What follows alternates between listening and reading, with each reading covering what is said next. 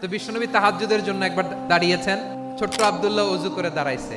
আচ্ছা বলেন তো, ইমাম আর মুসল্লি মোট যদি দুইজন হয়, একজন ইমাম একজন মুসল্লি, তো মুসল্লি ইমামের কোন দিকে দাঁড়াবে? ডানে দাঁড়াবে।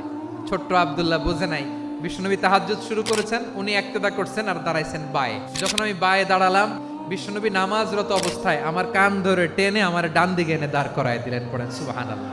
দেখেন হাতে কলমে শিক্ষা, আর জীবনে ভুলাবে? আব্দুল্লাহ ইবনে আব্বাস বিশ্বনবীর কাজিন, চাচাতো ভাই। আবার মাইমুনা রাদিয়াল্লাহু তাআলা আনহু, তিনি ছিলেন আব্দুল্লাহর আপন খালা। তাহলে সম্পর্ক অনেক গভীর, কাজিন আবার খালু। ছোট্ট মানুষ, তাই রাতে মাঝে মাঝে ঘরে থাকতো।